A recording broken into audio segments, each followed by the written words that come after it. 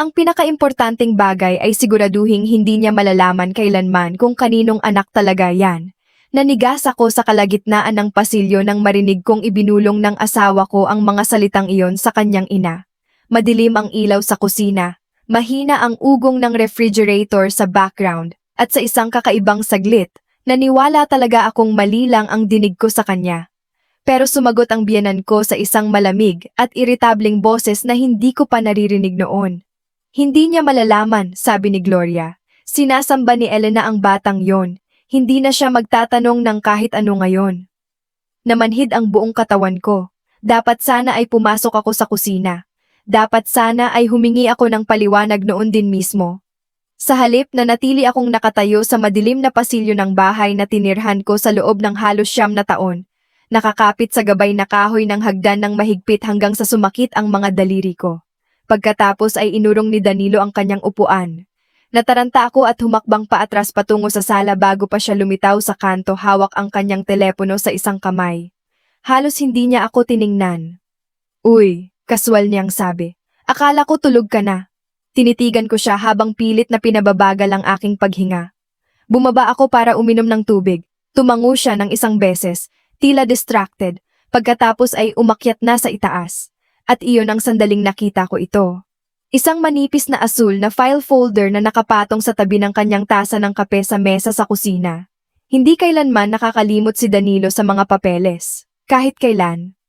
Sa sandaling marinig kong sumara ang pinto ng kwarto sa itaas, bumalik ako sa kusina at binuksan ang folder gamit ang nanginginig na mga kamay.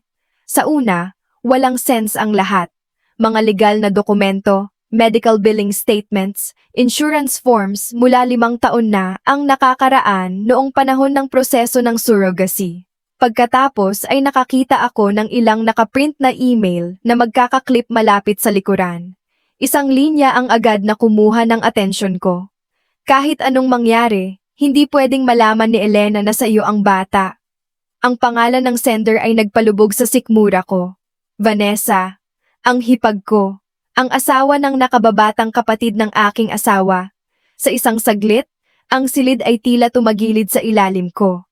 Kinailangan kong kumapit sa gilid ng mesa para patatagin ang sarili ko dahil halos bumigay na ang mga tuhod ko. Binasa ko ang pangungusap ng paulit-ulit.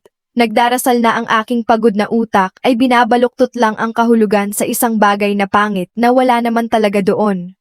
Ngunit ang mga salita ay hindi nagbago. Gayon din ang petsa. 5 taon na ang nakalilipas. Bago pa ipinanganak si Noah. Bago pa inalok ni Vanessa na maging surrogate namin matapos na halos sirain ng aking ikalawang pagkakunan ang kakayahan kong magdala muli ng pagbubuntis ng ligtas. Bigla kong narinig ang bawat tunog sa bahay ng sabay-sabay. Ang pag-ugong ng refrigerator, ang tik ng orasan sa ibabaw ng kalan, ang malayong langit-ngit ng lumang tubo sa mga dingding, at gayunpaman ang lahat ay tila imposibleng tahimik din. Naisip ko si Noah na natutulog sa itaas sa kanyang pantulog na may dinosaur, nakabaluktot sa paligid ng stuffed toy na elepante na binili ko para sa kanya noong siya ay 3 taong gulang pa lamang. Pagkatapos ay tumingin ulit ako sa pangungusap. Hindi pwedeng malaman ni Elena na sa iyo ang bata, hindi sa atin, sa iyo. Isinara ko ang folder ng dahan-dahan, maingat, halos mekanikal dahil may instinkto sa kaibuturan ko ang nakauunawa na ang buhay ko ay nahati na sa 2 magkahiwalay na bahagi. Ang babaeng ako 10 minuto ang nakalilipas ay hindi na umiiral. 5 taon na ang nakalilipas nang unang mag-alok si Vanessa na dalhin ang aming anak, umiyak ako sa kanyang mga bisig ng halos 20 minuto. Sa panahong iyon, pakiramdam ko ay pamilya siya sa tunay na kahulugan ng salita. Ang nakababatang kapatid ni Danilo na si Miguel ay pinakasalan siya, 1 taon pa lamang ang nakaraan, at sa kabila ng pagiging halos 10 taon na mas bata sa akin, si Vanessa ay palaging mainit, masigla, malambing, ang uri ng babae na naaalala ang mga kaarawan, nagpapadala ng sulat kamay na Christmas cards, at sumusulpot nang hindi inaasahan na may dalang sopas kapag may nagkakasakit. Pagkatapos ng aking ikalawang pagkakunan, tumigil ako sa paglabas ng bahay ng ilang linggo, tumigil ako sa pagsagot ng mga tawag, tumigil ako sa pagbubukas ng mga kurtina.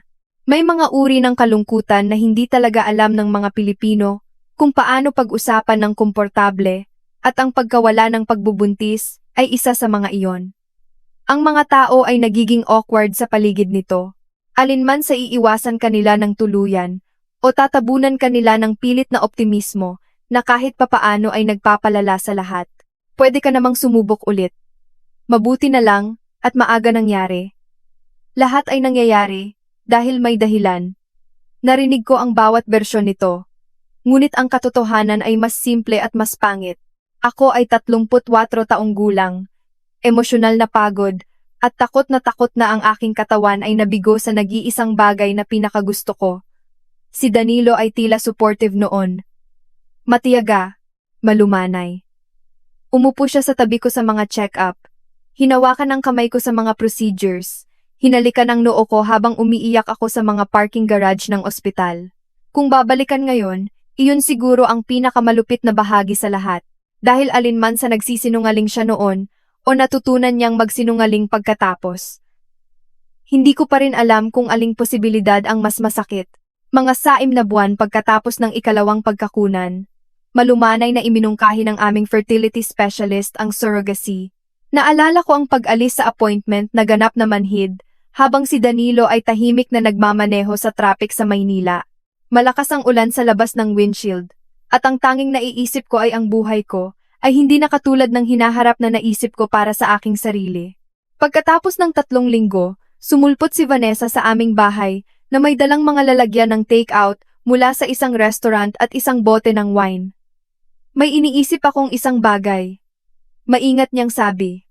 Naaalala ko pa rin kung paano eksaktong tumunog ang kanyang boses. Kung gaano siya katapat tignan. Nang mag-alok siyang dalhin ang aming sanggol, akala ko ay ibinabalik niya sa akin ang buhay ko. Tinawag itong himala ni Gloria para sa buong pamilya. Si Miguel ay mukhang nabigla noong una, ngunit kalaunan ay naging supportive. Umiyak si Danilo noong gabi na pinirmahan namin ang mga papeles, o hindi bababa sa akala ko ay umiyak siya. Ngayon na nakatayo akong mag-isa sa aking kusina, makalipas ang 5 taon na hawak ang asul na folder na iyon, inisip ko kung gaano karaming tao sa paligid ko ang nakakaalam na ng katotohanan, habang nakangiti ako para sa mga litrato, at nagpapasalamat sa Diyos para sa aking magandang anak na lalaki. Ang kahihiyan ay tumama ng mas malakas kaysa sa pagtataksil, dahil bigla na lang ang bawat alaala ay naramdaman kong kontaminado.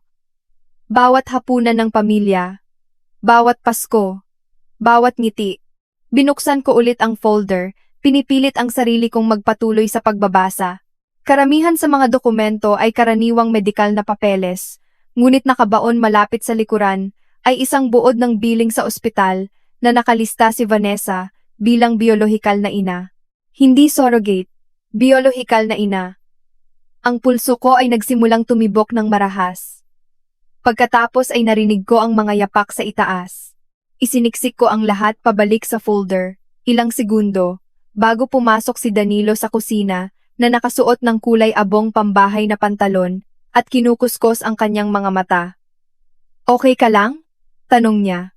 Tumingin ako ng diretso sa lalaking minahal ko ng halos 1 dekada, at sa unang pagkakataon sa aking kasal, wala akong nakitang pamilyar sa kanyang mukha. Ayos lang ako. Tahimik kong sabi. At kahit papaano iyon ang unang kasinungalingan ng bago kong buhay. Kinabukasan, nagluto ako ng pancakes para kay Noah, habang si Danilo ay nakatayo sa tabi ng coffee maker. Nag-i-scroll sa mga email na parang ang aming buong buhay ay hindi tahimik na sumabog 8 oras ang nakararaan. Iyon ang nakakatakot na bagay tungkol sa pagtataksil. Ang mundo ay hindi tumitigil sa pag-ikot dahil lang sa ang iyo ay nawasak na. Nakaupo si Noah sa kitchen island, habang iindayog ang kanyang mga binti. Ang kanyang maitim na kulot na buhok ay magulo pa mula sa pagtulog. Masayang nagpapaliwanag kung bakit ang mga nasa ikalawang baitang ay hindi dapat pagkatiwalaan ng mga hamster sa silid-aralan. Bawat ilang segundo ay tumitingin siya sa akin na may parehong bukas na ngiti na tumunaw sa akin mula noong sandaling una ko siyang hawakan sa aking mga bisig. At sa tuwing ngumingiti siya, may nararamdaman akong nabibiyak sa loob ko. Dahil kahit ano pa ang sabihin ng file na iyon, minahal ko ang batang iyon ng bawat piraso ng aking kaluluwa. Ma, sumimangot si Noah. Nasusunog mo. Yung pancakes. Kumurap ako ng mariin at bumaling pabalik sa kalan. Oo nga. Sorry anak. Sa wakas ay tumingin si Danilo mula sa kanyang telepono. Okay ka lang? Ang tanong ay halos magpatawa sa akin. Sa halip, pinilit ko ang isang pagod na ngiti. Hindi masyadong nakatulog. Lumapit siya at hinalikan ang pisngi ko ng kaswal, komportable, sa parehong paraan na ginawa niya ng libu-libong beses noon. At sa isang nakasisindak na segundo, ang aking katawan ay automatikong nag-react, pamilyaridad, muscle memory. Kasal. Pagkatapos ay naalala ko ang email. Hindi pwedeng malaman ni Elena na sa iyo ang bata. Halos mapalayo ako sa kanya. Dapat kang magpahinga ngayon, sabi niya. Masyado kang nagtatrabaho lately. Masyadong nagtatrabaho. Samantala, ang asawa ko ay tila gumugol ng mga taon sa pagtulong sa sarili niyang pamilya na bumuo ng isang kasinungalingan sa paligid ko. Napakalaki na maari nitong wasakin ang aking buong pakiramdam ng realidad. Bigla kong naintindihan kung bakit inilalarawan ng mga tao ang pagtataksil bilang pisikal na sakit. Ang dibdib ko ay totoong sumakit. Matapos umalis si Danilo para sa trabaho at sumakay si Noah sa school bus, naupo akong mag-isa sa aking kotse, sa labas ng isang mercury drug, ng halos 20 minuto, bago tuluyang pilitin ang sarili kong pumasok sa loob. Ang kahon ng DNA test ay tila napakaliit sa aking mga kamay. Bumili ako ng toothpaste at tissue kasama nito, dahil ayaw kong malaman ng kahera kung bakit ako naroon, na ngayon ay tila katawa-tawa kong babalikan. Walang pakialam ang mga tao. Walang nanonood sa akin. Ang paranoia ay umiiral ng buo sa loob ng sarili kong ulo. Ngunit iyon ang nangyayari kapag ang tiwala ay gumuho. Tumitigil ka sa pagiging ligtas, kahit sa loob ng mga karaniwang sandali. Pagbalik sa bahay, sinunod ko ang mga tagubilin ng maingat. Isang swab sa pisngi mula sa akin. Isa mula kay Noah. Mamayang hapon pagkatapos ng eskwela, habang siniselyuhan ko ang pakete, ang aking mga kamay ay nanginginig ng sobra, kaya kinailangan kong i-tape ang sobre ng 2 beses. Sinabi ko sa sarili ko na alam ko na ang katotohanan. Ngunit sa kaibuturan, may desperadong maliit na bahagi ko ang umaasa pa rin na papatunayan ng pagsusuri na ako ay nababaliw. Ang paghihintay ay halos sumira sa akin. 5 business days. Iyon lang ang kinailangan para ang aking kasal ay maging hindi makilala. Sa loob ng 5 araw na iyon, nagsimula akong makapansin ng mga bagay na biglang naramdaman kong mali kong babalikan.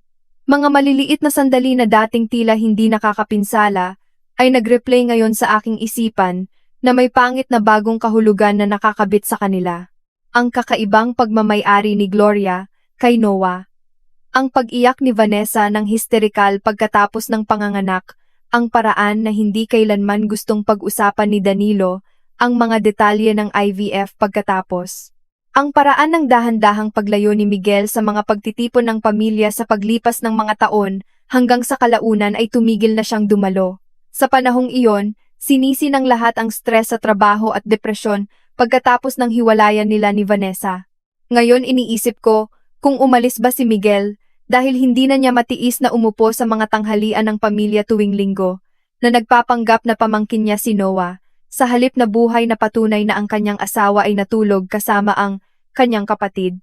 Ang realisasyon na iyon ay nagpasakit sa akin ng pisikal. 3 araw matapos ipadala ang DNA kit, inimbitahan ko si Gloria para mananghalian. Hindi dahil gusto ko siyang makita, dahil gusto ko siyang pag-aralan.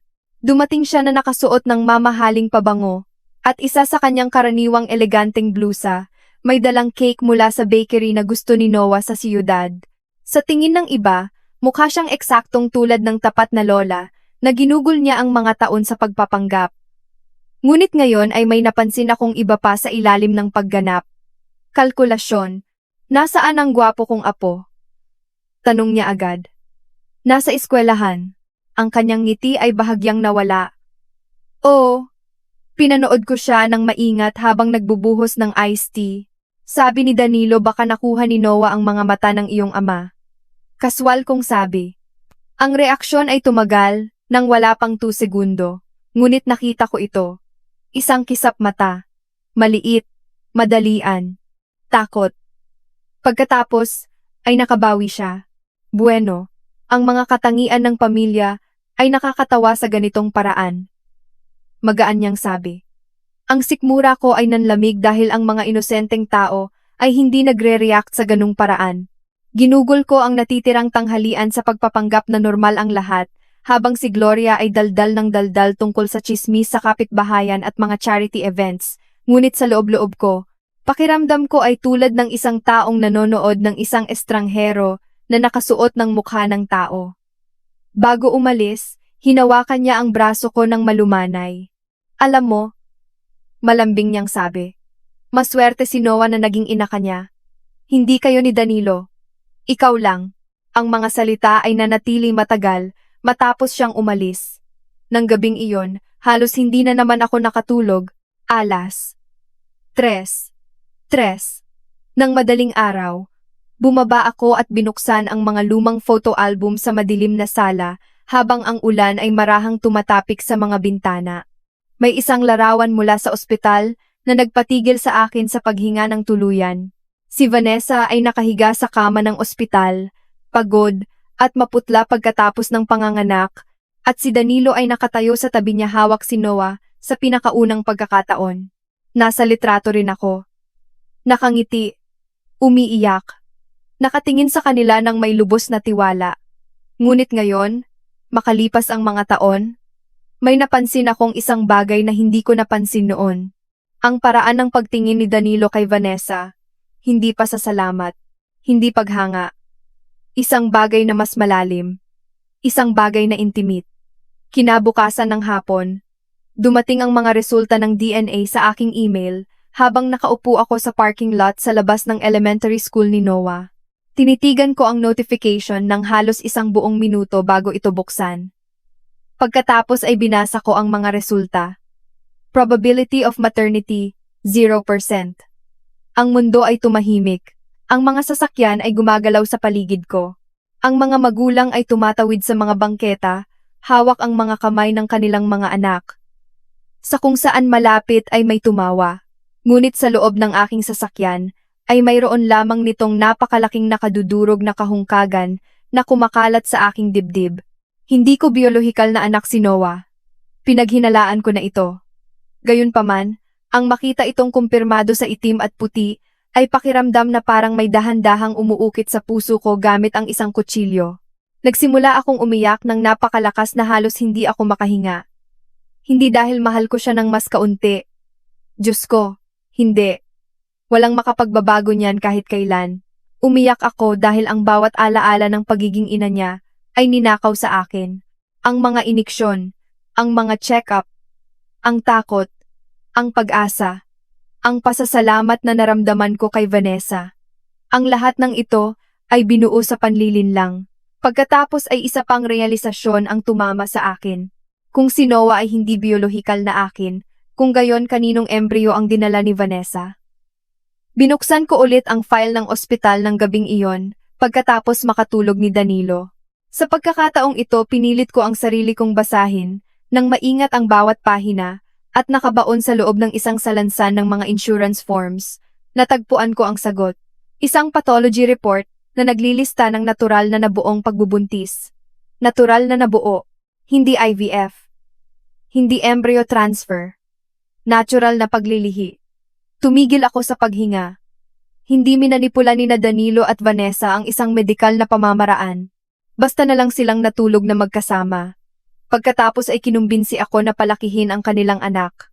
Nakaupo ako doon sa madilim na kusina hanggang halos mag-umaga na nakatitig sa mga papel na iyon habang ang isang nakak-horrified na katotohanan ay dahan-dahang pumapasok sa akin, mabigat, permanente. Ang mga taong pinakamamahal ko ay hindi nagsinungaling sa akin. Nagtayo sila ng isang buong pamilya sa ibabaw ng aking tiwala. Mayroong isang napaka-espesipikong uri ng katahimikan na tumatahan sa loob ng isang tao pagkatapos ng pagkawasak, at natuklasan ko ito noong umaga pagkatapos kong malaman na si Noah ay natural na nabuo. Hindi IVF, hindi surrogacy, pakikiapid. Ang salitang iyon mismo ay tila mura kumpara sa pinsalang idinulot nito. Nakatayo ako sa kusina na nag-iimpake ng baon ni Noah habang nag-aahit si Danilo sa itaas, At sa unang pagkakataon mula nang matuklasan ang katotohanan, tumigil ako sa pag-iyak ng tuluyan. Ang kalungkutan ay naroon pa rin, malalim, nakakasakal, walang katapusan, ngunit may mas malamig na bagay na sa wakas ay nagsimulang tumubo sa ilalim nito, kalinawan. Dahil sa sandaling ang unang pagkagulat ay nawala, isa pang emosyon ang dahan-dahang pumalit sa lugar nito. Puot.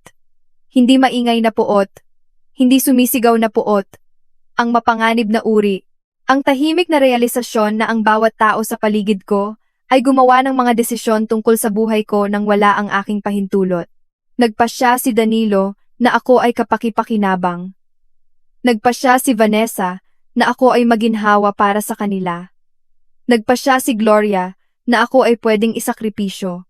At silang tatlo ay kahit papaano nakumbinsi ang kanilang mga sarili na kung balutin nila ang pagtataksil sa loob ng isang nakangiting pamilya sa subdivision, hindi ko mapapansin ang pagkakaiba kailanman. Iyon ang bahagi na hindi ko mapapatawad. Hindi ang pakikipagtalik, kahit ang bata. Ang kayabangan, ang katiyakan na ang pagmamahal ko kay Noah ay magpapanatili sa aking masunurin, magpakailanman. Tumingin ako sa maliit na sulat, nakakaimpake ko lang sa lunchbox ni Noah. Good luck sa spelling test mo, anak. Mahal kita palagi. At biglang may napagtanto akong nakakatakot. Kung hahawakan ko ito ng masama, maaari ko siyang mawala. Legal, emosyonal, permanente. Ang kaisipang iyon ay tumagos sa aking galit kaagad. Dahil ang paghihiganti ay isang bagay. Ngunit si Noah ay inosente. At kahit kaninong DNA ang dala niya, ako pa rin ang babaeng nanatiling gising buong gabi. Nang magkapneumonia siya sa edad na 3. Ako pa rin ang nagturo sa kanya kung paano itali ang kanyang sapatos, na umupo sa mga piano recital at basketball practice, na humalik sa bawat gasgas na tuhod, at nemsaulo ang bawat bangungot. Ang pagiging ina ay hindi nawawala dahil nagbago ang biyolohiya, ngunit ang mga labanan sa kustudiya ay maaaring sumira sa mga bata, lalo na sa mga 8 taong gulang na batang lalaki, na naniniwalang ligtas ang kanilang pamilya. Nang umagang iyon, pagkaalis ni Danilo para sa trabaho, tumawag ako ng abogado, hindi isang dramatikong abogado sa telebisyon sa isang basong skyscraper sa syudad, kundi isang kalmado, nasa katanghali ang gulang na family attorney, na nagngangalang Attorney Diana Rosales, na ang opisina ay nasa tapat ng isang ospital sa Ortigas. Halos kanselahin ko ang appointment ng 3 beses habang nagmamaneho papunta doon. Ang kahihiyan ay napakabigat. Kahit ang pagsasabi ng kwento ng malakas ay nakakahiya, ngunit nang sa wakas ay matapos kong ipaliwanag ang lahat sa opisina ni Attorney Rosales, hindi siya mukhang nabigla, mukha siyang galit. Para sa kaalaman mo, maingat niyang sabi, ang mga korte sa Pilipinas ay nagbibigay ng bigat sa matatag na relasyon ng magulang at anak. Pinalaki mo ang batang ito mula pagkasilang. Mahalaga yon. Napalunok ako ng malalim. Pero biolohikal? Hindi lang biology ang basehan sa family court. Sa unang pagkakataon sa loob ng ilang araw, naramdaman ko ang pinakamaliit na flicker ng oxygen na pumasok sa aking baga. Humilig si Attorney Rosales paharap ng bahagya. Elena, makinig ka sa akin ng mabuti. Sa ngayon, hindi mo kayang magkaroon ng mga emosyonal na reaksyon. Kailangan mo ng dokumentasyon, paghahanda sa pananalapi, at ebidensya ng panlilinlang. Kung ang iyong asawa at hipag ay sadyang nagsinungaling tungkol sa kasunduan sa surrogacy, malaki ang magbabago sa sitwasyon. Tinitigan ko ang aking mga kamay. Pakiramdam ko ay nababaliw ako. Hindi, malambing na sabi ni Attorney Rosales. Pakiramdam mo ay pinagtaksilan ka. May pagkakaiba iyon. At kahit papaano ang marinig ang ibang babae na sabihin ito, nang malakas ay nagpatatag sa akin nang higit sa inaasahan ko. Bago ako umalis, binigyan ako ni Attorney Rosales ng isang legal pad na puno ng mga tagubilin. Huwag mo munang komprontahin sila. Kopyahin ang mga record sa pananalapi. I-save ang bawat email. Idokumento ang mga timeline. Panatilihin ang mga normal na gawain kasama si Noah. Ang pinakamahalaga, huwag mong hayaang mapagtanto nila na alam mo na ang huling tagubilin na iyon ang naging pinakamahirap na bahagi. Dahil kapag alam mo na ang isang tao ay nagsinungaling sa iyo sa loob ng maraming taon, ang bawat pakikipag-usap ay nagiging hindi matitiis na teatro. Nang gabing iyon, umuwi si Danilo na may dalang takeout mula sa paborito kong Italian restaurant sa Makati na parang isa siyang mapagmahal na asawa na sinusubukang sorpresahin ang kanyang pagod na asawa. Mukhang stressed ka nitong mga nakaraan, sabi niya, habang inilalagay ang mga bag sa counter. Pinanood ko siyang luwagan ang kanyang kurbata at ngumiti kay Noah. Pinanood ang kagaanan sa kanyang katawan, ang ginhawa, ang ganap na kumpiyansa, na ang kanyang mga sikreto ay ligtas pa rin. At bigla kong naunawaan ang isang nakapangangatog na bagay. Hindi niya iniisip na ang ginawa niya ay talagang hindi mapapatawad. Siguro dahil sapat na mga taon na ang lumipas. Siguro dahil umiiral na si Noah ngayon. Siguro dahil nakumbinsi siya ni Gloria na ang resulta ay nagbibigay katwiran sa paraan. Ano man ang dahilan, talagang naniwala si Danilo na ang buhay ay maaaring magpatuloy ng normal magpakailanman. Ang realisasyon na iyon ay nagpatigas ng isang bagay sa loob ko ng permanente. Sa hapunan, masayang nagkwento si Noah tungkol sa isang science project na may kinalaman sa mga magnet, habang si Danilo ay tumatango nang tila wala sa sarili sa pagitan ng mga subo ng pasta. Sa kalagitnaan ng pagkain, tumingin sa akin si Noah. Ma, pupunta ka ba sa career day sa susunod na linggo? Siyempre, hindi ka nakapunta noong nakaraang taon. Agad na tumingin si Danilo. May conference noon si mama mo. Alam ko, sabi ni Noah, pero ngayong taon nangako siya. Ang pagkakasala ay tumama sa akin ng hindi inaasahan. Dahil habang ako ay nalulunod sa pagtataksil buong linggo, si Noah ay simpleng minamahal ako ng normal. Ginagawa iyon ng mga bata. Patuloy silang nagtitiwala sa iyo, kahit na sinisira ng mga matatanda ang isa't isa sa paligid nila. Nang gabing iyon pagkatapos matulog ni Noah, tumabi si Danilo sa kama sa tabi ko at inilagay ang isang braso sa aking baywang. Halos manigas ako. Ang layo mo nitong mga nakaraan, bulong niya. Sa isang walang ingat na segundo, gusto kong humarap at isigaw ang katotohanan ng diretso sa kanyang mukha. Sa halip, pinilit ko ang sarili kong manatiling tahimik. Pagod lang, hinalikan niya ang likod ng balikat ko. Mahal kita, M. Ang kasinungalingan ay dumulas sa kadiliman, nang napakakinis na halos tumunog itong totoo. Pagkatapos niyang makatulog, nakahiga ako nagising na nakatitig sa kisame, nang halos 3 oras na nire-replay ang buong proseso ng surrogacy, mula simula hanggang katapusan. At habang mas naaalala ko, mas pumapangit ang lahat. Si Vanessa na nagpipilit na gamitin ang sarili niyang OB-GYN. Si Danilo, na humahawak ng karamihan sa mga papeles mismo, dahil ako ay masyadong emosyonal. Si Gloria na patuloy na hinihikayat akong huwag ma-stress sa mga teknikal na detalye. Sa panahong iyon, akala ko pinoprotektahan nila ako. Ngayon napagtanto ko na kontrolado lang nila ang impormasyon. Makalipas ang 1 linggo, nag-install ako ng maliliit na security camera sa loob ng bahay. Hindi mga nakatagong spy camera mula sa isang thriller movie, kundi mga karaniwang indoor security device na konektado sa aking telepono sa ilalim ng dahilan ng pagmomonitor sa bahay habang nagbibiyahe. 2 araw pagkatapos install ang mga ito, nakuha ko ang aking unang tunay na kumpirmasyon.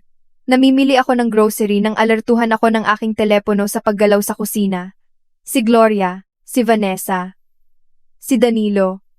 Nakaupo ako na nanigas sa loob ng aking nakaparadang sasakyan habang pinapanood ang live feed. Si Vanessa ay mukhang maputla at pagod na pinipilipit ang mga tissue sa pagitan ng kanyang mga daliri. Hindi na ito pwedeng magpatuloy magpakailanman, bulong niya. Sa tuwing tumitingin siya sa akin, nasusuka ako. Ang boses ni Gloria ay naging matalim agad. Dapat naisip mo yan noon pa. Hinaplos ni Danilo ang magkabilang kamay sa kanyang mukha. Ma, hindi. Singhal ni Gloria. Matatag na ang sitwasyon ngayon. May magandang buhay si Noah. Sinasamba siya ni Elena. Bakit sisirain ang lahat? Nagsimulang umiyak si Vanessa ng mahina. At pagkatapos ay sinabi ni Gloria ang pangungusap na tuluyang pumatay sa anumang awa na dala ko pa para sa kanya. Sa totoo lang, hindi naman talaga mabibigyan ni Elena ng anak ang pamilyang ito. Tumigil ako sa paghinga. Heto na. Ang katotohanan sa ilalim ng lahat. Hindi pakikiramay. Hindi sakripisyo. Paghamak. Para kay Gloria, ako ay simpleng baog na asawa na sapat na kapaki-pakinabang upang palakihin ang biolohikal na apo ng pamilya. Tinakpan ni Vanessa ang kanyang mukha habang umiiyak ng mas malakas, ngunit walang sinabi si Danilo kahit isang salita. Ang katahimikang iyon ang nagsabi sa akin ng lahat. Sa oras na nagmaneho ako pauwi pagkaraan ng isang oras, ang aking kalungkutan ay ganap na nagbago. Hindi ko na gusto ng mga sagot. Gusto ko ng mga kahihinatnan. Kapag tumigil ka na sa bulag na pagmamahal sa isang tao, nagsisimula kang makapansin ng mga detalye na laging naroon. Iyon ang pinakakakaibang bahagi ng mga sumunod na linggo. Si Danilo ay may ugaling tingnan ang kanyang telepono nang nakataob sa tuwing nagte-text si Vanessa. Patuloy na tinutukoy ni Gloria si Noah bilang kinabukasan ng aming pamilya sa mga paraan na hindi ako kasama nang hindi masyadong halata para paghinalaan ng iba. Kahit ang pagkakasala ni Vanessa ay may mga pattern, iniiwasan niyang mapag-isa. Kasama ako ng masyadong matagal. Bumabawi sa sobrang kabaitan at halos umiyak sa tuwing niyayakap niya si Noah bilang paalam. Ang mga palatandaan ay palaging umiiral. Mas nagtiwala lang ako sa mga taong mahal ko kaysa sa aking mga instingto. Ang realisasyon na iyon ay nagmumulto sa akin nang higit pa sa pakikiapid mismo. Sa unang bahagi ng Oktubre, sinabi sa akin ni Attorney Rosales na sa wakas ay mayroon na kaming sapat na dokumentasyon upang ligtas na umusad. Ipinakita ng mga record sa pananalapi na lihim na binayaran ni Danilo si Vanessa ng libu-libong piso sa panahon ng pagbubuntis sa labas ng legal na kasunduan sa surrogacy. Mayroon akong mga kopya ng mga email, footage ng kamera, mga medical na record, at sapat na mga kontradiksyon sa orihinal na mga papeles upang magtaas ng malubhang legal na alalahanin kung ang kaso ay mapupunta sa harap ng isang hukom. Ngunit naghintay pa rin ako. Hindi dahil natatakot na ako, dahil gusto kong maging komportable sila. May kapangyarihan sa paghayaan sa mga hindi tapat na tao na maniwala na sila ay ligtas. At naniwala si Danilo dito ng lubusan. Isang linggo bago ang 70 kaarawan na hapunan ni Gloria, nakatayo siya sa aming kwarto na nagbubutones ng isang navy na polo shirt habang kaswal na tinatalakay ang mga plano sa bakasyon para sa Pasko. Dapat dalhin na natin si Noah sa Japan, sabi niya. Matanda na siya para makakita ng snow. Tinupi ko ang labada ng dahan-dahan habang pinapanood siya. Ang kagaanan sa kanyang boses ay nagpapamangha pa rin sa akin minsan. Gaano katagal? Tahimik kong tanong. Sumulyap siya sa akin sa salamin. Gaano katagal ang alin? Gaano katagal mo nang gustong pumunta? Ngumiti siya ng bahagya. Mga taon na. Walang pagkakasala. Walang pag-aatubili. Wala. Doon ko naunawaan ang isang mahalagang bagay tungkol sa ilang mga makasariling tao. Kalaunan, tumitigil sila sa pagtingin sa kanilang mga kasinungalingan bilang mga kasinungalingan. Isinusulat nila muli ang realidad hanggang sa ang kanilang sariling kaginhawaan ay maging moralidad. Hindi na nakikita ni Danilo ang kanyang sarili bilang isang lalaking nagtaksil sa kanyang asawa. Nakita niya ang kanyang sarili bilang isang lalaking lumutas ng isang mahirap na sitwasyon. At iyon ang nagpagawa sa kanya na mapanganib. 3 araw ang lumipas. Inimbitahan ko ang buong pamilya sa hapunan para sa kaarawan ni Gloria sa aming bahay. Darating din si Miguel. Ikinagulat iyon ng lahat, lalo na ni Danilo. Ang kanyang nakababatang kapatid ay gumugol ng nakaraang 3 taon sa pag-iwas sa mga pagtitipon ng pamilya hanggat maaari pagkatapos makipaghiwalay kay Vanessa. Opisyal. Ang kasal ay natapos dahil sa paglayo ng loob sa isa't isa. Ngunit ngayon pinaghihinalaan ko na alam ni Miguel ang kahit mga piraso ng katotohanan bago ko pa nalaman. Nang tawagan ko siya ng pribado upang imbitahan siya, may mahabang katahimikan sa telepono. Pagkatapos ay nagtanong siya ng tahimik. Alam mo na, hindi ba? Ang sakit sa dibdib ko ay bumalik kaagad. Oo. Isa pang katahimikan. Patawad, Elena. Ito ang unang tunay na paghingi ng tawad na ibinigay sa akin ng sino man sa pamilyang iyon. Halos umiyak ako doon mismo sa aking kotse. Sa halip, tinanong ko siya ng isang tanong. Gaano katagal? Huminga si Miguel ng nanginginig. Nalaman ko pagkatapos ipanganak si Noah. Nagtapat si Vanessa noong panahon ng aming hiwalayan. Gusto kong sabihin sa iyo, pero tinakot ako ni Mama na sisirain niya ako sa pera kapag ginawa ko. Ipinikit ko ang aking mga mata. Siyempre, ginawa niya iyon. Dapat sinabi mo pa rin sa akin, bulong ko. Alam ko. At kahit papaano ang lungkot sa boses niya, ay tumunog na totoo, kaya naniwala ako sa kanya. Ang gabi ng kaarawan ni Gloria, ay dumating na malamig at maulan. Pagsapit ng alas, AS, ang bahay ay amoy roasted chicken at mamahaling wine, habang ang jazz music ay tumutugtog ng mahina sa mga speaker sa sala.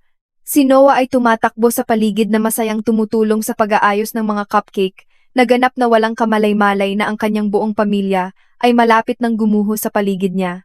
Iyon ang tanging bahagi na mas masakit pa rin kaysa sa aking galit. Pagsapit ng alas, 7:07, nakaupo ang lahat sa paligid ng hapagkainan, na nakangiti sa pamamagitan ng mamahaling wine at magalang na pag-uusap, habang si Gloria ay nagpapakasasa sa atensyon na, parang reyna. Nakaupo si Danilo sa tabi ko na, ang isang kamay ay paminsan-minsang nakapatong sa aking likod sa kaswal, na pampublikong paglalambing, at ang bawat pagdampi ay hindi na matitiis ngayon. Sa kalagitnaan ng hapunan, itinaas ni Gloria ang kanyang baso ng wine. Gusto ko lang sabihin, maingat niyang pahayag, ang pamilya ang lahat sa akin, sa lahat ng mahihirap na panahon, sa lahat ng mga sakripisyo, nanatili tayong magkasama. Mga sakripisyo, ang salita ay halos magpatawa sa akin. Tumingin ako sa paligid ng mesa ng dahan-dahan. Si Danilo, si Vanessa, si Gloria, 3 tao na nagnakaw ng mga tao ng buhay ko, habang kinukumbinsi ang kanilang mga sarili na pinoprotektahan nila ang isang bagay na marangal. Pagkatapos ay tumayo ako. Sa totoo lang may gusto akong idagdag. Kalmado kong sabi. Automatikong ngumiti si Danilo. Kinuha ko ang remote sa tabi ng plato ko at binuksan ang telebisyon na nakakabit sa dingding ng dining room. Ang unang imahe ay lumitaw kaagad. Isang email. Kahit anong mangyari, hindi pwedeng malaman ni Elena na sa iyo ang bata. Ang buong silid ay nanigas. Walang gumalaw. Walang huminga. Si Vanessa ay gumawa ng isang maliit na nasasamid na tunog bago takpan ang kanyang bibig gamit ang parehong mga kamay. Ang mukha ni Danilo ay nawalan ng kulay nang napakabilis na talagang natakot ako sa loob ng 1 segundo. At si Gloria. Si Gloria ay mukhang galit na galit. Hindi nahihiya. Hindi nawasak. Galit. Ang lakas ng loob mo, sumising-hasing niyang sabi. Ang tugon na iyon ay nagsabi sa lahat ng nasa mesa kung sino talaga siya. Nag-click ako sa susunod na slide. Mga financial transfers. Mga medical na ulat. Ebidensya ng timeline. Pagkatapos ay ang audio recording mula sa aking kitchen security camera ay nagsimulang mag-play sa mga speaker. Sa totoo lang, hindi naman talaga mabibigyan ni Elena ng anak ang pamilyang ito. Ang katahimikan, pagkatapos ay tila walang katapusan. Nakatitig si Miguel sa kanyang ina nang may bukas na pandidiri. Nagsimulang humagulgol si Vanessa kaagad. Tumayo si Danilo nang biglaan kaya ang kanyang upuan ay halos tumumba pa atras. Elena, itigil mo na ito ngayon din. Tumingin ako ng diretso sa kanya. Manloloko. Ang isang salitang iyon ay nagdala ng bawat gabing walang tulog, bawat kahihiyan, bawat nawasak na alaala sa loob nito. Nagsinungaling ka sa akin sa loob ng maraming taon. Tahimik kong sabi. Hinayaan mo akong magpasalamat sa kanya sa pagdadala ng anak ko habang kayong dalawa ay nagtatawanan sa likod ko. Hindi ka namin kailanman pinagtawanan, iyak ni Vanessa. Humarap ako sa kanya ng dahan-dahan. Natulog ka kasama ang asawa ko. Dinala ang kanyang sanggol. Pinanood akong hawakan ang kamay mo habang nanganganak at hinayaan akong maniwala na nagiging ina ako. Ang kanyang mukha ay tuluyang gumuho. Sasabihin ko sana sa iyo, pero hindi mo ginawa. Ibinagsak ni Gloria ang kanyang baso ng wine sa mesa. Tama na ito. Masaya si Noah. Iyon dapat ang mas mahalaga kaysa sa biology. Tinitigan ko siya nang hindi makapaniwala. Kahit ngayon, kahit pagkatapos ng lahat, iniisip pa rin niya na ang tunay na krimen ay ang paglalantad ng kasinungalingan. Ginamit niyo ako, malambing kong sabi. Kayong lahat. Humakbang palapit si Danilo. Elena, pakiusap. Mag-usap tayo ng pribado. Hindi. Inulit ko. Wala na kayong privacy ngayon. Pagkatapos ay humugot ako ng malaking sobre mula sa tabi ng TV stand at inilagay ito ng diretso sa harap niya, mga papeles, para sa legal na paghihiwalay at custody. Sa unang pagkakataon sa buong gabi, mukhang totoong natakot si Danilo. Elena, alam mo kung ano ang pinakamasakit na bahagi? Ang boses ko ay nanginginig ng bahagya sa kabila ng lahat ng aking pagsisikap. Mamahalin ko naman sana si Noah kahit na ano pa. Hindi niyo kailangang wasakin ako para gawin akong ina niya. Ang pangungusap na iyon ay tuluyang bumasag ng isang bagay sa loob ni Vanessa. Binaon niya ang kanyang mukha sa kanyang mga kamay at humagulgol ng hayagan. Ngunit si Danilo ay mukhang tulala pa rin, halos disoriented, na parang hindi niya talaga naisip na darating ang mga kahihinatnan balang araw. At ang realisasyon na iyon ay nagbigay sa akin ng higit na kasiyahan kaysa sa galit kailanman. Dahil sa wakas, ang ilusyon na nagpoprotekta sa kanila ay tuluyan ng nabasag. Kinaumagahan, pagkatapos ng hapunan, nagising akong mag-isa sa unang pagkakataon sa loob ng halos 9 na taon. Umalis si Danilo bandang 3:00 ng madaling araw pagkatapos ng ilang oras na pagmamakaawa, paghingi ng tawad, pag-iikot sa bahay na parang isang lalaking nanonood ng kanyang buhay na gumuho sa slow motion. Hindi ko kailanman itinaas ang boses ko sa alinman sa mga iyon. Naupo lang ako sa mesa sa kusina na nakikinig habang desperado niyang sinubukang baguhin ang pagtataksil bilang hindi pagkakaunawaan. Hindi dapat ganito ang nangyari. Sasabihin naman namin sa iyo kalaunan, hindi ako tumigil sa pagmamahal sa iyo. Ang huling iyon ay halos nagpahanga sa akin sa kapaluktutan nito. Dahil ang mga taong tulad ni Danilo ay palaging naniniwala na ang pag-ibig ay dapat magpaumanhin sa pinsalang idinulot nila. Na parang ang pagmamahal ay kahit papaano ay nagkakansela ng manipulasyon. Na parang ang intensyon ay mas mahalaga kaysa sa epekto. Bandang hating gabi, bumaba si Noah na kinukuskos ang kanyang mga mata pagkatapos marinig ang pagtatalo. Sa sandaling makita siya ni Danilo na nakatayo doon sa kanyang pantulog na dinosaur habang yakap ang kanyang kumot, tumigil siya sa pagsasalita kaagad. Ang mga bata ay may paraan ng paglalantad ng kahihiyan ng matatanda nang hindi man lang sinusubukan. Anong nangyayari? Inaantok na tanong ni Noah. Ang puso ko ay halos mawasak doon mismo. Mabilis akong tumayo at lumuhod sa tabi niya. Wala kang kailangang ipag-alala ngayong gabi, anak. Tumingin siya sa pagitan namin nang kinakabahan. Galit ka ba kay Papa? Pwede ko sanang wasakin si Danilo sa sandaling iyon. Pwede ko sanang sabihin ang katotohanan. Pwede ko sanang pakawalan ang mga taon ng panlilinlang sa isang 8 taong gulang na bata na nakatayo ng nakayapak sa pasilyo. Ngunit ang paghihiganti na nakatuon sa mga bata ay kalupitan lamang na nakasuot ng kalungkutan bilang balat kayo. Kaya sa halip, hinaplos ko ang buhok ni Noah pabalik ng malumanay at sinabi ang tanging bagay na mahalaga. Ito ay sa pagitan ng mga matatanda. Mahal na mahal ka namin. Tumango si Noah ng alanganin. Pagkatapos ay iniyakap ang kanyang mga braso sa aking leeg ng mahigpit, at nagsimulang umiyak si Danilo. Hindi dramatikong luha sa pelikula. Tahimik. Ang uri na ginagawa ng mga tao kapag ang realidad ay sa wakas ay umabot sa kanila. Gayunpaman, kahit noon, may napansin akong mahalaga. Umiyak siya ng pinakamalakas nang yakapin ako ni Noah. Dahil sa kaibuturan, sa wakas ay naunawaan ni Danilo kung ano ang mawawala sa kanya. Hindi lang ang kasal, ang kwento, ang komportableng pantasya, kung saan ang biology ay automatikong ginawa siyang mas mahalaga kaysa sa babaeng talagang nagpalaki sa batang iyon bawat araw. Pagkaraan ng 3 linggo, nagsimula ang mga pagdinig sa kustodiya.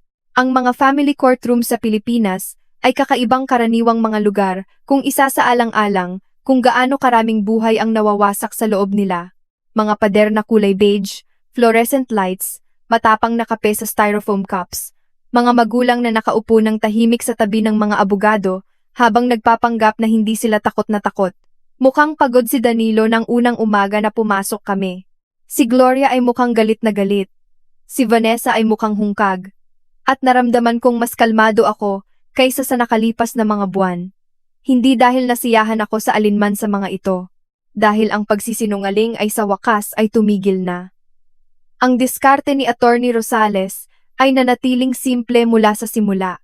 Mag-focus sa katatagan, dokumentadong pag-aalaga, at mapanlinlang na misrepresentasyon sa panahon ng kasunduan sa surrogacy. Ang korte ay walang pakialam sa mga dramatikong emosyonal na talumpati. May pakialam ito sa ebidensya. Mga record sa paaralan na naglilista sa akin bilang pangunahing magulang, mga medikal na record na nilagdaan ko.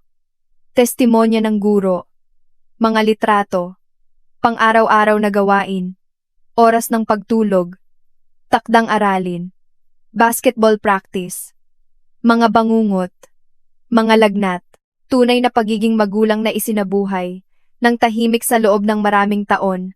Sinubukan ng abogado ni Danilo na bigyang diin ang biolohikal na koneksyon ng paulit-ulit, ngunit sa bawat pagkakataon na ginawa niya iyon, mahinahong ibinalik ni Attorney Rosales ang usapan patungo sa panlilinlang.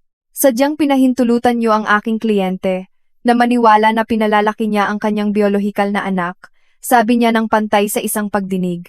Ang desisyong iyon ay humubog sa bawat pangunahing emosyonal at legal na pagpili na ginawa niya sa loob ng halos isang dekada.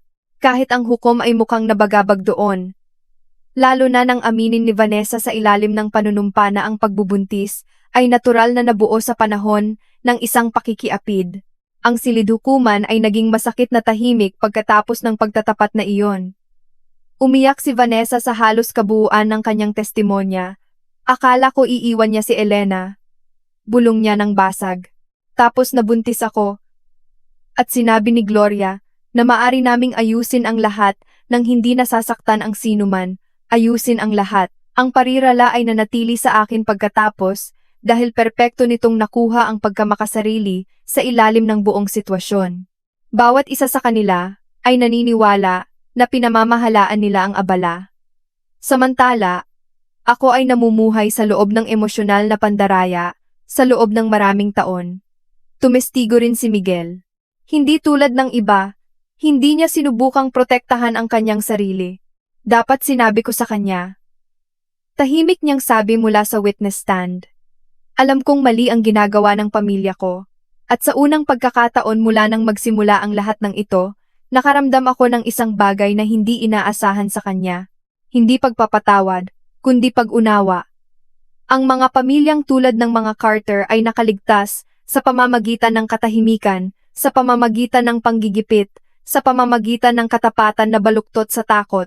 Ginugol ni Gloria ang mga dekada sa pagkontrol sa lahat ng nasa paligid niya, sa pagkumbinsi sa kanila, na ang pagprotekta sa pamilya ay mas mahalaga kaysa sa katapatan. Ang trahedya ay ang kanyang mga anak ay kalaunan ay naging eksaktong katulad niya. Pagsapit ng Disyembre, tinapos ng hukom ang pansamantalang mga kaayusan sa kustodiya.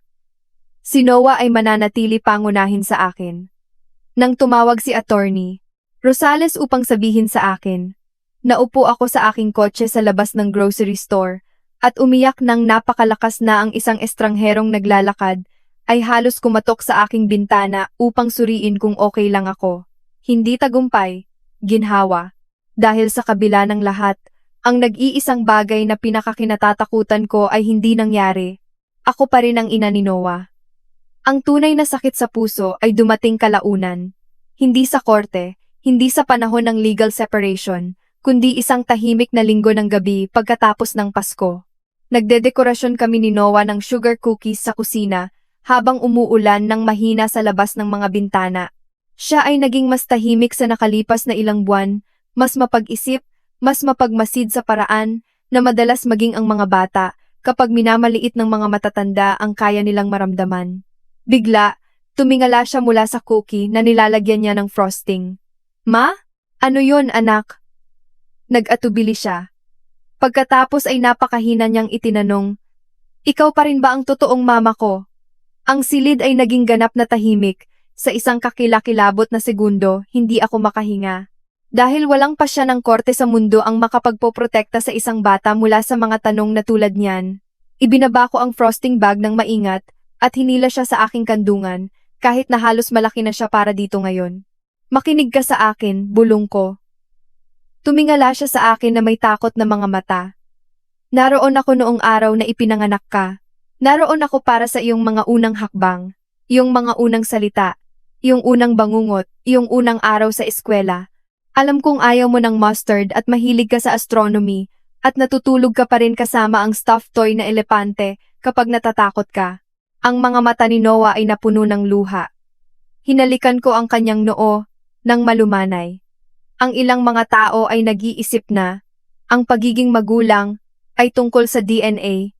Malambing kong sabi. Ngunit mali sila. Ito ay tungkol sa pagpapakita araw-araw, kahit na ano pa. Iniyakap niya ang parehong mga braso sa akin ng mahigpit, at sa sandaling iyon, ang bawat pangit na bagay na ginawa ng pamilyang iyon ay sa wakas ay naging mas maliit kaysa sa buhay na binuo namin ni Noah nang magkasama.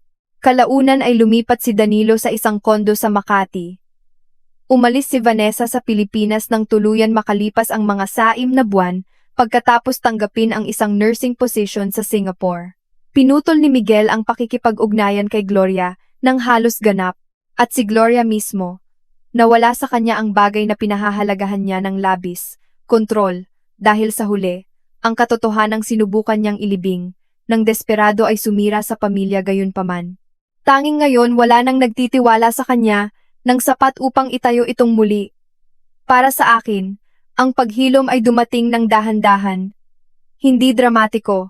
Mga karaniwang maliliit na sandali lamang na pinagsama-sama sa paglipas ng panahon.